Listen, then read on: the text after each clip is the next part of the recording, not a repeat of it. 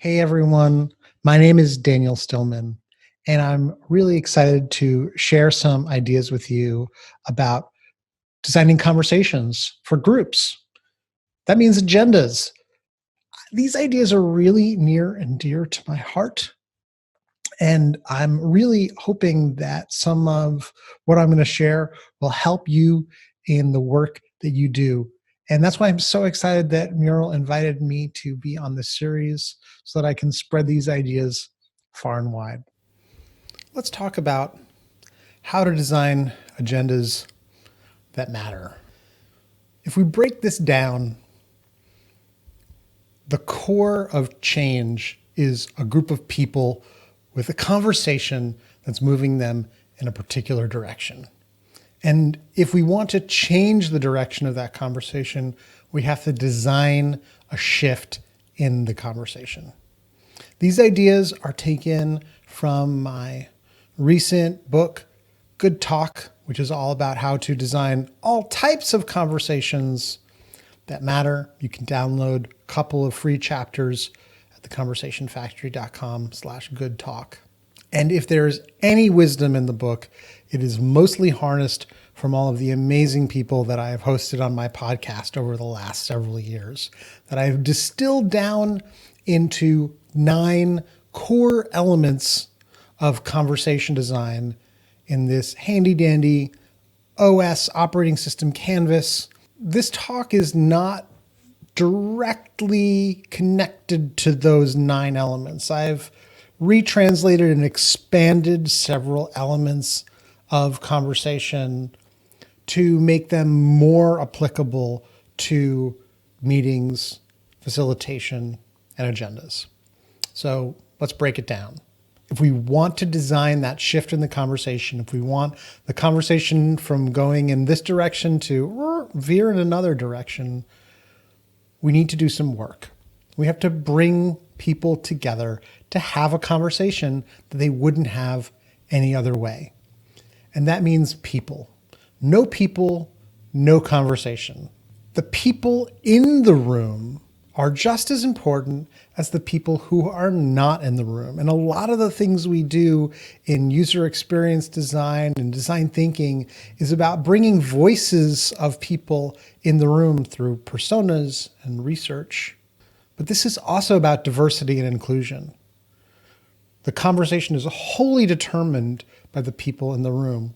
And it's best if we're solving challenges for a diverse group, that the group that's solving that problem is just as diverse as the people they're designing for. And so that's a really important consideration, and it's important to say. When we bring those people together, we have to bring them together in a place. And that place is physical, but it can also be digital. And we also want to be able to understand and know what their mental or emotional place or state is. The place affects the conversation tremendously. And it's really important to select a place that enables the type of conversation that you want to have. When we bring those people together in that place, it is definitely for a particular purpose. And so just to summarize these first 3, people, place, and purpose. You just got to have those 3, but it's not for nothing that we're coming together. We want to have an outcome. It's important to define and clarify what the product or tangible outcome of our gathering is going to be. And for sure, that outcome will not happen by accident. And so that's where having a really thoughtful process comes in. Underlying this whole process are hopefully some principles. It's really important to know what type of regulatory environment we're in, but also what are the rules of order that we're going to observe while we're together. We should clarify that. We should understand that. So to re-summarize, people, place, purpose, totally important, but also the product, the process, and the principles. It's a lot of P's. We're 6 in, and there's actually 3 more to go that I'd like to bring in we should definitely think about the pre-work or the prep that's involved. It's very rare to be able to just roll into a meeting or a workshop and just get cracking. How can you lay the groundwork thoughtfully and appropriately? And once we leave the room, digital or physical, it's important to understand and define how we can know if there is progress towards our purpose. How can we have transparency and clarity about what progress is and if we're making it? And finally, we should be able to know and understand what kind of pitfalls we might face in bringing people together.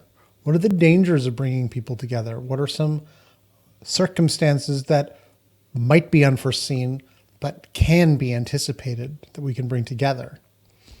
So speaking of bringing things together, here are the 9 elements of planning a gathering.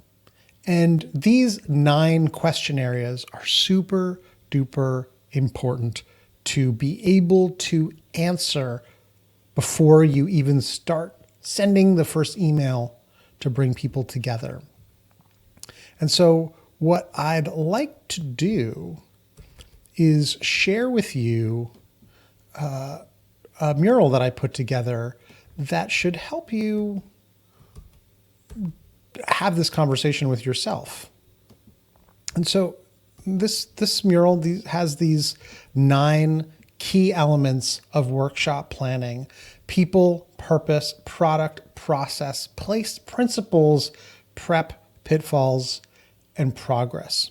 And these 9 question areas should help you do some reflection and clarify all of these elements so that you can have an effective gathering and make that conversational shift that you need to create.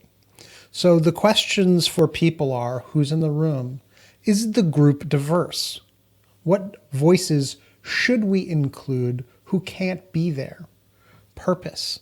Why are we gathering? What is our North Star? Product. What is the ideal output of the group's efforts? Process. What is the flow of work during our time together? Place. Where is this happening? How does place shape the conversation? Principles. What rules, laws, or conventions guide our efforts? And prep. What do we need to do to prepare? What pre-work is needed or required? Pitfalls. What are the risks associated with this meeting? What can go wrong? And progress. What is the outcome we are working towards? How will we measure success in the weeks to come? Important questions to ask. If you can't answer all of these questions, you may not be ready to have this conversation, to bring all these people together, to spend their time addressing whatever issue you want to bring them together for. Let's dive into process, because this is what we're really here for. If we don't have a well-defined flow of work during our time together, all of the pre-work, all of the prep we've done, all of the planning that we've done is really for naught. And so here's my agenda design matrix. And the way I think about it, this arc of the conversation is really from beginning, middle to end. The fundamental core components are opening, exploring, and closing. In design thinking speak, you might call this divergent thinking or flaring. Closing we could call convergent thinking or focusing. And in the middle, we have the intermixing and cross-fertilization and cross-pollination of ideas that emerge, develop, and evolve as we explore various ideas. You can turn off the video now. Open, explore, and close is the absolute secret sauce to designing amazing agendas that matter. But you might also want to include and consider warming people up. It's kind of hard to start cold, just like with working out. So warming up is getting people loose, getting people connected. Just like when you work out, you don't want cold muscles. And so do you want to warm up people's bodies? Do you want to warm up their minds? Do you want to warm up their hearts, their spirit, their soul? Warming up is a really important component of any great agenda. So too is orienting people to the North Star, to our true north, and also reorienting people. I find I have to do this a lot more online as we move from a deck to a mural to a Zoom call to a Google Doc. And so we have to orient and reorient people. And when we come together, it is for a purpose. And so we have to make decisions at some point in order to move forward. So deciding is a really important component of any agenda. Decisions should get made somewhere along that arc. And as we talked about progress, we need to clarify and define what the next steps are. And we don't have to do that at the end. We can do it at the beginning, as you'll see when we play with the agenda design matrix. Checking in and checking out can bracket the conversation and are powerful ways to get people centered and connected. And breaking out and sharing out are the heartbeat of any creative conversation. Conversations are really complex. Large groups of people are unwieldy and hard to manage, and breaking people out into smaller groups is one of the most effective, efficient, and fun ways that I know to get people to have more straightforward conversations. A pair or a trio or a quartet can have a more focused dialogue than a group of 7, 8, or 9 people can. Breaking them out and then having people come back and sharing out what they've learned or discussed together is, as I say, the heartbeat of any powerful group conversation. The soul of a group conversation is the spark, the question, the how might we, the stimulus that we bring in to spark people's imagination and their creativity. The questions we ask are, without a doubt, one of the most important components of any great agenda. Depending on how long you're meeting for, you might need a fluid exchange break. Fluid in, fluid out. About every 90 minutes is realistic. And it's one of my core values to make sure that people have time to reflect and think on their own before we get too far into any group process. And then finally, negative space. If you pack your agenda too tightly, there's no room for anything else, for surprise, for the unexpected, for the pitfalls. And so it's always great to have a little bit of breathing room in your agenda to make sure that when things swerve, you have plenty of room to accommodate those challenges. Back to the mural. So hopefully you've spent some time with these 9 question areas and feel ready to play with the agenda elements. These are fundamental components of powerful agendas. You can use them like Legos. You can snap them together however you like. You do not have to use them all at once. I added one more, a wild card, because you never know what's going to happen. And also you might have an element that's not here, so you can make your own. These are some of the ones that I use, that I keep in my back pocket when I'm building agendas. And so here's a classic. Oh man, I love this agenda. I use this one all the time. Opening, exploring, and closing, and then opening and closing again. So opening with orienting people to the process, the reason we're here together today. And then I love to get people to explore by warming them up, by asking them a powerful question, and then shoving them into rapid breakout rooms. So if I was, going to depict this, vertically and horizontally, we might say, how many breakout rooms are there? As many as there are people. The impromptu networking pattern from liberating structures is one of my favorites. Rapid pair outs, doing 3 rounds of pairs, is a really great way of getting people to explore a question that we're all here to consider. I will then close out my opening with a check-in. I know check-ins are at the opening, but I also can think of a check-in as a way to close off and clarify what each person's perspective is. And actually, I wanted to add this, and I will now, just to show you how I use these things. Before we go into this breakout, because we're going to do some brainstorming, some considering of some of the issues that all came up during the check-in, I might ask everyone to do their own personal reflection of what they think about the topic now that we've done these rapid breakouts and have heard everybody's thinking from the check-in. And so I would just give everybody just 1 or 2 moments to just reflect on what they think, know, or understand that's the same or different after everything that they've heard. And then maybe we can form 2 or 3 working groups to address the topic at hand. Will the breakouts be all on one topic? Will they be all on different topics? I don't know. It's up to you to decide. You can notate that for yourself later.